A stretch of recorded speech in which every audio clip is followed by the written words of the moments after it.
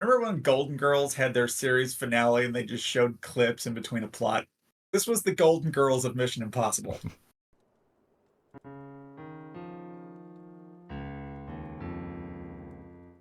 Welcome to Tairimo Boys Podcast. I'm your host, Cody.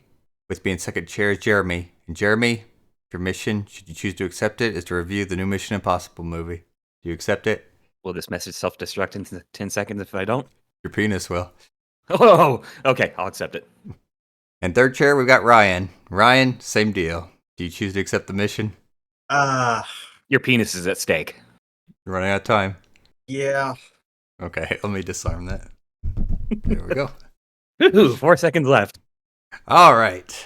So here we are with our Blockbuster Boys. New Mission Impossible, the 8th one. Final Reckoning's in theaters. Check out our first review of Mission Impossible 7. So, these two movies, they were two-parter, Mission Impossible, and here we are ready to review the second one. So, I wanted to talk about our theater experiences. Ryan, how was your theater experience, and when did you see it? Okay, I went to an IMAX theater that I saw Spider-Man No Way Home in. And when I went to see Spider-Man No Way Home, it was the first time I went to that theater. And it was dark, and it looked like it was like blue carpeted. It just looked so nice. Like blue carpet, and nice seats, and big screen. And then I guess, what was it, a year later or something? I go back to that theater, the Cineplex, and I see The Flash. And I'm expecting to walk back in there, and it was a different auditorium, but I'm still expecting like walk into the auditorium and see like the blue carpet and everything. I walk in, and it's just cold concrete, like my basement concrete. And I was like, oh boy. And I watched The Flash. And so for this one, I went back to the IMAX theater, got my ticket, went inside the big blue doors, expecting to see that blue carpet from Spider-Man No Way Home. And then I walk in the theater, I look down, I see the cold carpet, and I was like, oh no, this is where I saw The Flash. And we'll get into how that becomes even more relevant later. Certainly. Okay, but the thing is, Ryan, how many people were there? That's kind of what the whole theater experience segment's about. Not a lot, because I went to the 10 o'clock showing. I wanted to go to the 6th one. That was like the second day, right? Yep. Jeremy, what about you? I went the day before opening to a special screening that very night at 10 o'clock. It was completely booked according to the app, or just about. So we'll say like 95% full. I would say probably 70% showed up, maybe 75 if that. So there was quite a few people that didn't even show up. Yeah, so you got an early booking, but that's different. Yeah. All right. Holy crack. All right. So I went Sunday to watch it. I didn't get the latest showing because I felt like going a little bit earlier. So it was like a 9:30 showing, and then there was like a 10 or 10:30 one in like the super theater, which I didn't want to pay extra for. When I went to book the tickets, half the seats were taken. Whenever I went there, I was the only person in the auditorium. So I was all Al Bundy with my hand in my pants. I'm guessing these theaters lie about how many tickets they actually sell. I don't know. I mean, mine is usually pretty spot on, but I just have a feeling a bunch of people didn't show. Ryan, is this movie doing bad in theaters? I don't think it's doing bad. It's doing worse than Lilo and Stitch. I know that. Well, that's a Disney movie, so that's gonna do well. Yeah. Even that Snow White Amazing did one. kind of well. I haven't really kept up with the box office tracking, so Well, that's all I know. Yeah, it's only been a few I've days just kind of- anyway. I've just been seeing reviews like back and forth. It's kind of like split. Yeah, well, it's time for us to give our first thoughts. So, Jeremy, first thoughts? It's a very, very stressful movie. Yeah, Jeremy was sending us text messages saying that he had anxiety problems. I left that theater with the most anxiety a movie has ever given me. I am not lying about that. Well, hopefully you relax with a nice bubble bath afterward. That's what I do. Ryan, first thoughts? It's fine. Mission Impossible, The Fine, Full Reckoning. So Well done, sir. In the middle. Yeah, this movie was kind of a mixed bag for me. I'm going to say it. The first 30 minutes were just absolutely miserable. Like, I was just completely checked out for the first 30 minutes. The pacing was absolutely awful, and they were teleporting everywhere. But like as soon as like Ethan gets drugged in front of like the president and in that big DEFCON room, that's when like the movie slows down. You actually know what's going on. Oh, I still barely knew what was going on towards the end. You need to pay a little bit more attention, Jeremy. That's why they had to explain it constantly, because it was complicated. The movie was way overcomplicated. It's I'm gonna come out here and say it. The movie's got like major problems with not only pacing but Plot device plot, after plot device yeah. after plot device after plot device. They're just jumping all over the place, and it's got like writing problems, and there's really bad logic. So here's your question, boys. As we learned in the last movie, the main villain's like a AI. Mm-hmm. The entity. If they just replaced like an AI with a hacker, would that have changed this movie any? I would have been happier because they could have at least delved into like the hackers, like at least gave him a character arc or something like that. I still don't know what the entity's motives are, other than it just wanted to kill everything for some reason and then bury itself in a bunker and live by itself for eternity. Yeah, like I said, logic problems. Ryan, what's your thoughts? I would have been bored with that. I would have just preferred the entity had been written better. Yeah. My main complaint of the movie is the entity didn't really feel like an AI. And it really wasn't the villain in that much. I mean, it was the overall villain, but like it didn't do much in the movie. Remember in the last movie where you have that scene in the airport where Shaun of the Dead is trying to defuse that bomb, and it's like the entity's sitting there asking him like personal questions, trying to mine his data. Mm-hmm. Yep. What's the point of that? We don't see it in this. Exactly. Yeah, I felt like the entity was just very, very underwritten in this movie. Yep. So I was not like, I was not here for it. You know, whenever I started thinking about the last movie going into this, I thought the entity would be hacking into like systems and causing just chaos. I mean, there is chaos because the whole idea of the movie is Ethan's trying to stop the entity because it's taking over the nukes of like all the nations and it's going to launch them all. And as Jeremy said, it wants to like bunker down. Just kind of like Noah's Ark type thing. Just chill there for eternity. Until it runs out of power or something. Right? Because wouldn't it destroy all solar panels? So how's that thing going to be powered? Geothermal, maybe. But I don't know. We're thinking too much. We're getting too deep into that. This movie wasn't that deep. No, it really wasn't. Which is sad. Ryan, your thoughts? Pretty much the same. Okay. I got nothing new to add to that one. So you agree? Yeah. And another thing too, the cultists in the movie. So like people are starting to like follow the entity like it's a god trying to improve life on Earth. The cultists Logic like problem. Yeah, they really don't do any. I mean, I could believe maybe it attracts some followers, but it didn't feel fleshed out because the cultists really only existed in the movie when they needed like someone to attack like someone. Or the plot. That's what I'm going to call this movie. Like It's impossible for the plot. The scene was too safe, let's just say. Like whenever Ethan gets attacked on the submarine, he was completely safe there, so he needed someone to attack him. Like when the one guy pulls the piece from the president, she was too safe. So, and Ryan, what were your thoughts on Gabriel in the movie? Are we doing spoilers? Hold on. Do I need to sing my song? We stopped doing that. We changed the format of the podcast, and we stopped singing songs like 2 years ago. Okay, ladies and gentlemen, we've been spoiling stuff, but we're going to do major spoilers from here on out. So if you really want to see the movie, go watch it and tune back in, see if you agree with us. So, Ryan, go ahead. All right, I'm not really going to spoil the thing I want to spoil right now, but We'll talk here's my about thoughts that. on Gabriel.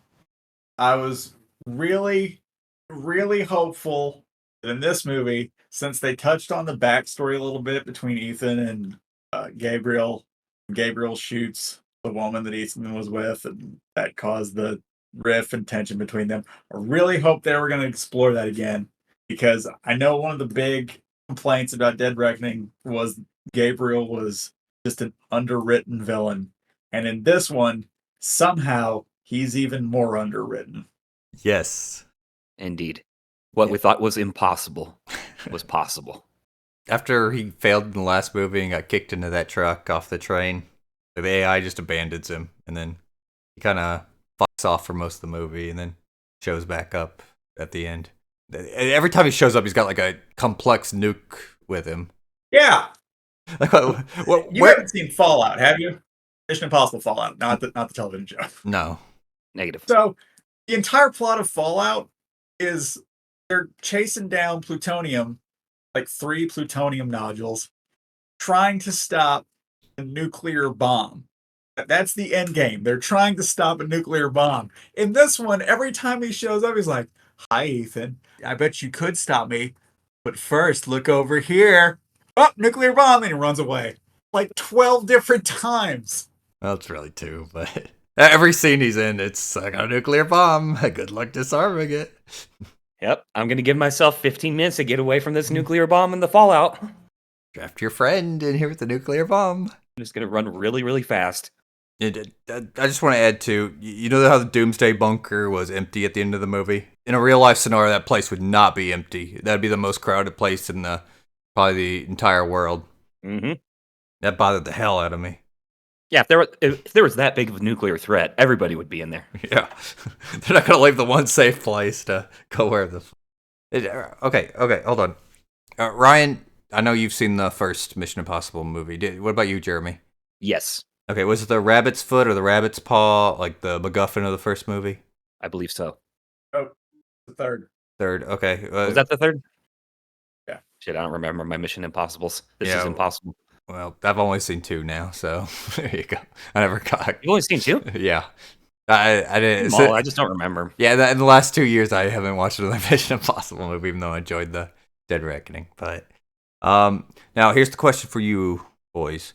When you're watching Mission Impossible 3, did you ever think that inside that thing was going to be a code for an AI like 20 years later before it was impossible? No. Not in the slightest. Yeah, well, they do member berries in this movie. Yeah, yes, a lot. Like they're trying to connect it like to the previous Mission Impossible movies. It's basically a clip show. Like, remember when Golden Girls had their series finale and they just showed clips in between a plot? This was the Golden Girls of Mission Impossible. I mean, pretty much. Yeah, they were just There was definitely a lot of member berries. Yeah, they were trying to link like everything together. So they had to retcon a couple things. And another thing too, Ethan has like so much plot armor in this movie, it's insane. It bothers me. I love Ethan Hunt. I love Tom Cruise playing Ethan Hunt. Like, he did a fantastic job in this movie. But there's so much plot armor, like you said. It is ridiculous. Well, Cody, he's the Messiah. He is Paramount Jesus. God, I hated that. I hated that about this movie. Okay, so it wasn't just me. Okay, because like I know the mission's impossible, but like just about every scene relied on like some contrived luck. Or the plot. Yeah. It's like, oh, we need to wait for the submarine. We don't know if the submarine's going to show up. It's like, okay, I'm going to jump in Arctic freezing water. The Bering fucking Sea. Do you know how fast you get hypothermia? I've got hypothermia written down. I'm going to be talking about it in another scene. Okay, because we are going to have to talk about that. That bothered the fuck out of me.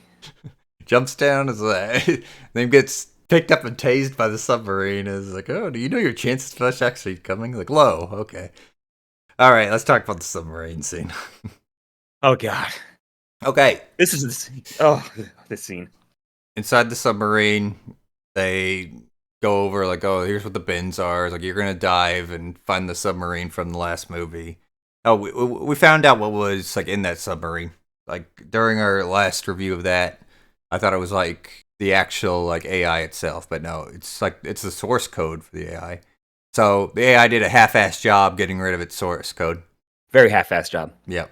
If I was the AI, and I'm not, like, intelligent like the AI, I'd trick some Russian submarines into missiling or torpedoing that thing. Just to be that sure. was a nuclear submarine. Do you know how easy it would be to hit it with any underwater rocket and just blow that fucker up? Yeah. Nope. AI had half-assed its source code destruction. So Ethan goes down, dives. We watch the thing flood with water, and it's slowly rolling off a cliffside.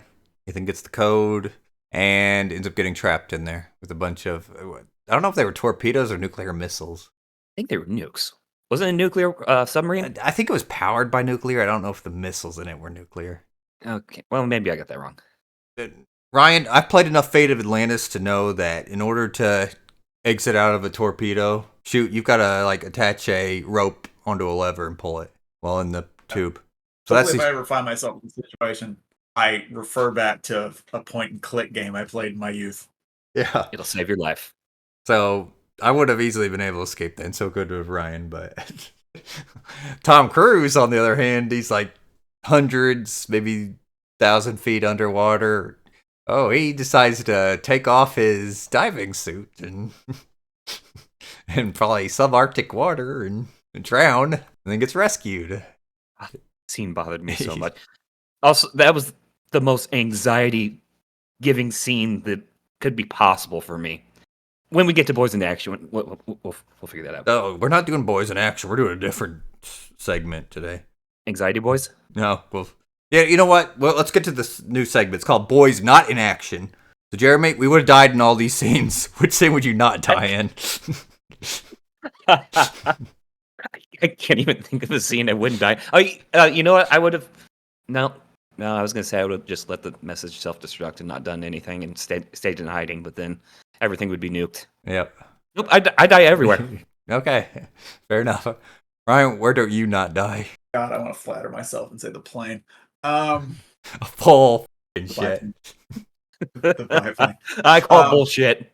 I know. I said I want to, but I'm not going to. Why do I not die in this way? You know what I was thinking when I watched this movie? Because I thought we might do Boys in Action. I thought the very beginning when he goes outside and all the acolytes or whatever of the followers of the entity were there. I was like, I bet I walk outside and everybody's like, it's Ryan, and they just mob me and kill me. So that leaves me with nothing. I'm just dead right. the moment the Paramount logo dissolves. So your mission was impossible. My mission was impossible. Well, Cody, was your mission possible? Whoa. Was that like was the Paramount logo like right before the self-destruct tape, or was it like after? Yeah, it was before. It was the first thing. Okay, there you go. I was thinking, because there's like 20 minutes of before the movie title. Yeah. I was like, yeah, remember the torture scene? Yeah, I certainly wouldn't have gotten past that. You know what I was thinking? Like, you know when Ethan like bites that Dr. Evil quotes the poison tooth? Oh yeah, Cyanide. a little cyanide capsule. Yep. I was thinking is like they immediately get him out and then start grab like a defib unit. It's like, yeah, is that gonna do anything? That shit's like acid. Like the best case scenario is he ends up like the villain in Skyfall. I want to give it the benefit of the doubt and say it was fake, because otherwise he would be dead. I knew it was gonna be fake, and it was fake. But Gabriel and his men are like treating it like it's real, but like trying to like save Ethan. I was like, yeah, I don't think that it's possible to save someone from that. Which also led to a very funny off-screen murdering scene by Ethan Hunt, which is a comedy section you don't normally see in these movies. Yeah, Ryan, what were your thoughts on that? Yeah, it totally didn't fit with what I consider Mission Impossible. It was a bit too much.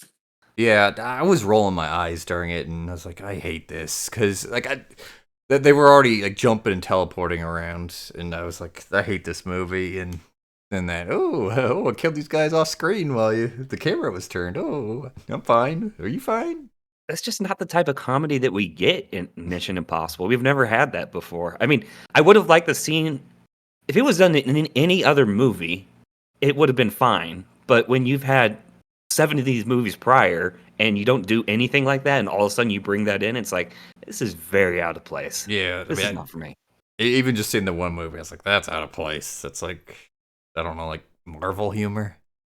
No, Ryan, we're gonna talk about the comeuppances. Go ahead. All 5 of them? Sure.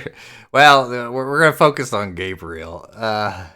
Oh God, I do not want to focus on Gabriel. I mean, I thought, because we were talking about like that humorous scene, and they kind of did his death kind of like humorous. It bothered me so much.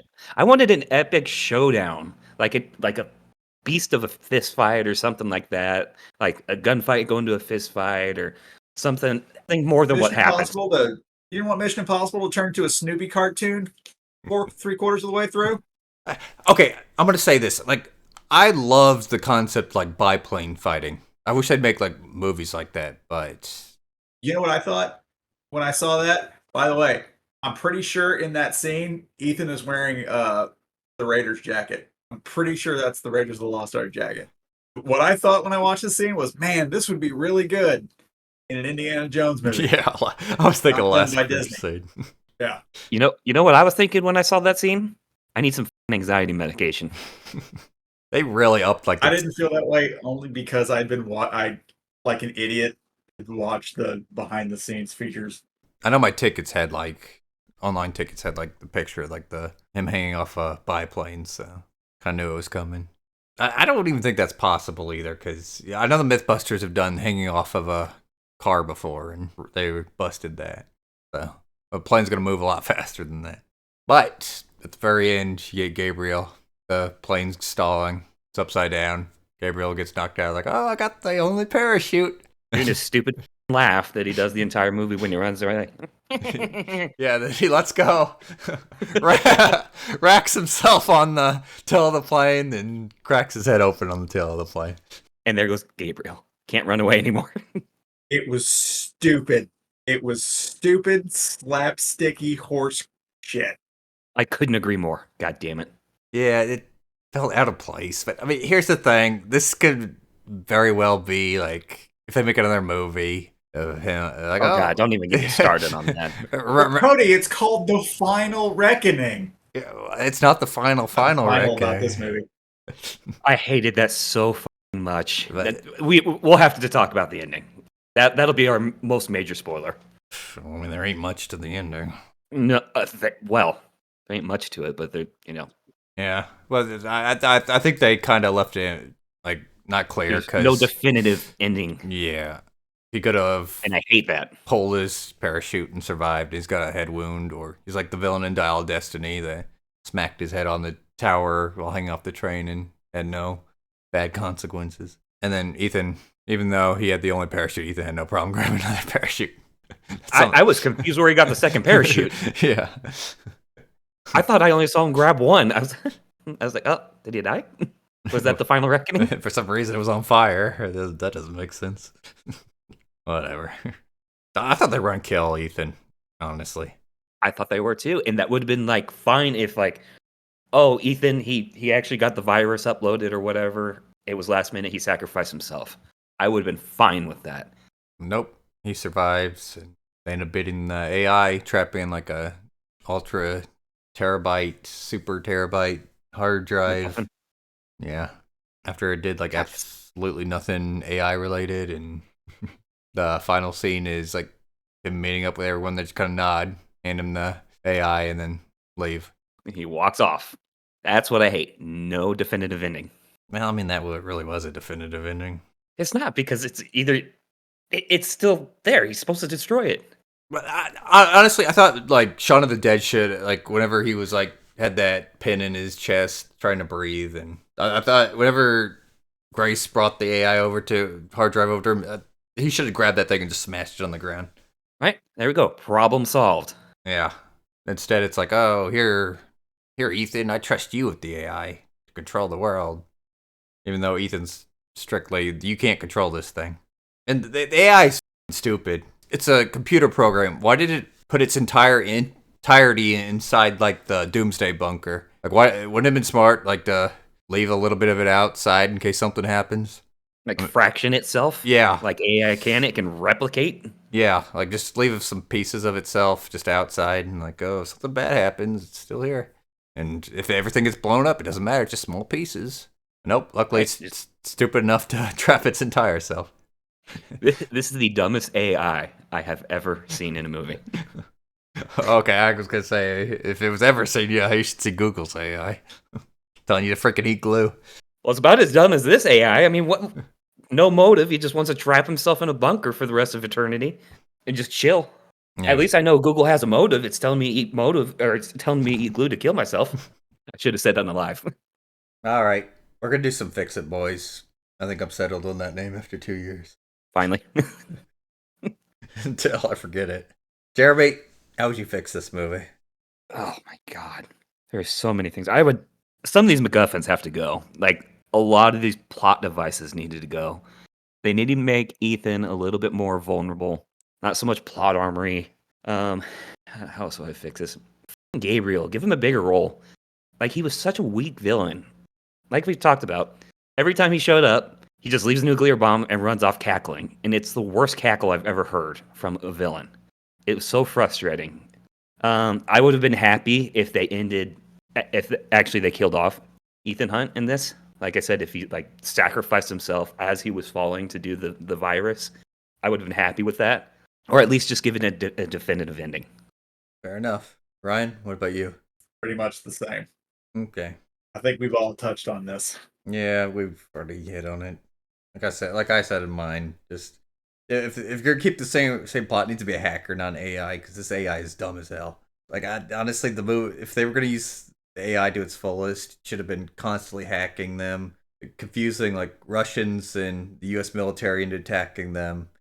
Gabriel does definitely need like a bigger presence in the movie instead of just somehow bringing like huge nuclear bombs, and cultists need to be an actual threat that just isn't there for like plot convenience. Mission plottable. Yep, there you go. All right, Jeremy, that's top one to you. Boy's favorite scene. No, I forgot about favorite scene. Yeah, okay, I'll start. I mean, we've been complaining about it, but I did like the idea behind the submarine scene where he's going through the flooded submarine and there's torpedoes, things rolling, and torpedoes are like getting in the way of him being able to actually escape. When he took his suit off that moment, You're dead. you would be dead so fucking fast. That was my biggest problem with that scene. Yeah, there's major logic problems. Like, yeah, you immediately get hyperthermia and start losing like fingers and limbs. There ain't no resuscitating that. And then he swims to the freaking surface, and like the American submarine that he got on, I was like telling him, I was like, oh yeah, if you hold your breath, your lungs will explode. Well, luckily that doesn't happen. Yeah, you can get the bends. Oh, we definitely got the bends. So that's why he's in the decompression chamber. No, the other MacGuffin. Luckily, he's able to be resuscitated after drowning in subarctic water. Ryan, what about you? Listen, No favorite scenes. I know that we're not going to do Boo Bonanza. And I know where this is going. Spit in the face of logic whatsoever. But you got to admit, after Ethan drowned, he didn't get to find himself in a decompression chamber with Haley Atwell pressed against him. I call that a win. That's a real thing, by the way. That'd be like thinking like what is it, Berserk, where Griffith has like that his like hot tomboy, like warrior chick, like laying with guts for make sure he doesn't freeze to death. All right, my favorite scene. My favorite scene would be in the Fallout shelter or the server room, whatever the fuck you call it, when Benji is sitting there and he asks both Grace and Paris, like, do either one of you know first aid? And Paris is like, I kill people. That was my favorite scene. Also, I'm madly in love with Eric's, or excuse me, what was her name? The Paris chick was hot. I'm just the Paris chick. Yeah. Paris. I wish we would have gotten Boo Bonanza from her. Yeah, you and me both. Wait, is there another movie she does Boo Bonanza in? If there is, we need to find it. Yeah, we need to find it. We will research this. Viewers at home, we will research this. We assure you. My favorite scene is where Kittredge lived. I was sure he was going to die. He's like my third favorite character in the whole series. And he lived, even though his character motivations made no sense whatsoever, considering the other movie. But was that like He still lived. Wait, was that the black guy? No, that was the IMF head. Oh, okay. Yeah, he was the one that ambushed like Gabriel, and then he got ambushed in return, right? The IMF people were all confusing in this movie. I'm just gonna say that. But the one black guy was like when he was like, "Oh, I'm gonna stay here. I'm gonna sacrifice myself." I was like, what the f are you doing that? That's actually was going to be the next point I brought up. Is like, how did we feel about Luther's death? Well, no, I'm talking about the other black guy. Oh. No. Okay, so there's two nukes in the movie, and there's two black guys involved in nukes. Okay, so Luther at the beginning, I think I called Luther like Lester in like our last review, but how dare you put disrespect on Luther? It confused the hell out of me. Like, I loved his death in this movie. Like, I don't remember him dying of cancer. Maybe he was in the last movie, but like it's like I'm gonna die here soon anyway. So yeah, I could disarm this nuke where it'll only take me out. Like, you need to go, Ethan. You need to go. Yeah, that was a tough scene. I let me ask you, Ryan, because you've seen all these. I've seen all these. How did it feel? Did it hit you in the feels when Luther died? It did not. Okay, this is complicated. It didn't hit me in the feels as I thought it would when I watched it. I hate it. I hate the choice to kill Luther because he's been there since the first movie. Mm-hmm. He's a great character. And also, let me reiterate, in Mission Impossible Fallout, he defuses a nuclear bomb. And then he goes out via bomb. Well, Gabriel set it up so there was multiple. Oh, good for Gabriel. I think that's just a retcon. We're looking deep into this. No, he literally explains this like, yeah, I can diffuse it, but there's all these triggers on it, and I don't know. And then you get And I gotta say, it hit me in the feels, just because he's been there from the first, and he's such a good character. Like, I mean, it was an epic way to go out. oh yeah, I enjoyed the scene. Okay, that's all I got. Cody, you were talking about the other black guy? Yeah, like at the end of the movie, like, well, what's his name? In the movie, Degas, wasn't it? Yeah. Okay, he doesn't have much of a role. Like I know he was like minorly in the last movie, and he was against Ethan, but for some reason he's working with him in this movie. But like, at the end of this movie, it's like you've got apparently the guy from Mission Impossible 3 that recovered like Ethan's knife, his wife, trying to defuse the second nuke, and he's like, "Oh, I'm gonna sacrifice myself. There's no point in." He's from Mission Impossible 1. Okay, well, okay. And I also love that he lived. I thought he was going to die, and he probably should. I thought he was gonna die too. The three of them should have died with that nuke. Like, oh, luckily I could clip this, and we got 10 seconds to run for it. You're not reaching the door and closing it. No, but I'm happy he lived because I liked him. Me too. Even though he probably shouldn't have, I'm happy he lived. Yeah, he definitely should have. Would have been epic if he was the one who stayed behind while his wife and Degas ran off. Yeah. Would it be another epic send out, or would that take? I don't know. Would that take away from Luther's? No. You don't think it would take away from Luther's? Well, I mean, honestly, Degas shouldn't even stayed behind. The wife could have done everything that he did. True. But luckily, Deus Ex comes in and saves the three of them. All right, Ryan, pass top one to you. What did everybody think about the ending, not ending? Hated it. Absolutely hated it. I was fine with it. Like I said, Shaun of the Dead should have smashed the drive whenever he was handed it. It's supposed to be the final reckoning. It's not final. Instead, You'll get final reckoning where someone gets that damn thing and tries using it. Yeah, exactly. Gabriel will get it since it turns out to be not dead. Ooh. His head's just caved in a little. He's just got a little brain damage. Here's the thing. They left it open-ended. I'm afraid they're just going to keep bleeding this IP dry. Oh, they will. They will. Like I said, there's a reason they didn't have like an epic duel between Gabriel. That's so they can leave his death ambiguous. Pull him off the back burner eventually. Jeremy, you said you saw the first one? Yes. Okay. Cody's, you're not going to get this reference, but here's what I hope happens to this franchise. I hope they reboot it into a television show again, and they cast somebody in the first episode as Ethan Hunt, and it turns out Ethan Hunt's the bad guy. I'd be okay with that. Yeah, no, I'd love that. That's what happened to Jim Phelps in the first one. Jim Phelps was the original television character, and they put him in the movie and made him the bad guy. All the TV fans hated it. We're going to have a 90-year-old Tom Cruise play a bad Ethan Hunt. I was going to say, like, I saw some of the promotional stuff, and, like, Tom Cruise is really getting up there in age. But I got to say, like, he still does the Ethan Hunt run like a beast. Like, when you're watching on the screen, you don't notice it, but when you're looking at promotional stuff, you do notice it. Yeah, you can notice his age. But god damn it, can he still do his shit? Fuck, can he run? Yeah. That famous Ethan Hunt run. All right, Jeremy, final thoughts? Oh boy. Oh god. This movie is absolutely worth seeing. You have to see it. Be prepared for tons of MacGuffins. Be prepared to be confused, but then reminded constantly of the plot because the confusion that the writers knew that it was going to happen to their audience. Fair enough. Ryan, final thoughts? Mission Impossible Rogue Nation and Mission Impossible Fallout are two of the best movies ever made. There, I ended on a high note. All right, fair enough. As for me, is this movie worth watching? Like, if you don't want to see Lilo and Stitch in theaters, and you want something actiony, it's an okay movie. I mean, you're not gonna come out hating it. It's certainly not the best Mission Impossible movie. Go watch Lilo and Stitch. It is superior in every way. If you don't want to go to the theater, you can catch it on like probably video on demand or something later on. It's got problems, but it's certainly not The Flash or Dial of Destiny. All right, let's scale this bad boy. Jeremy, do you remember our scale we used for the last Mission Impossible movie? I do not.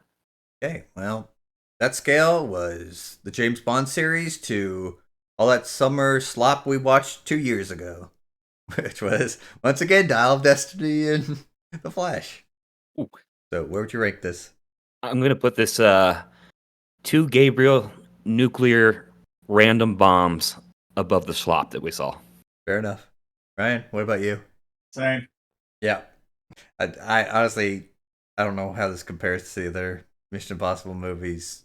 I know Final Reckoning was, Dead Reckoning was better than this one, but there are far, far, far better Mission Impossible movies. Probably are. Yep, there you go. All right, everyone. Thanks for listening to another episode of Tairimo Boys Podcast. Don't forget to like, subscribe, leave a comment, tell us your favorite Mission Impossible movie. Don't forget to ring the motherfucking bell. Stay tuned for more episodes.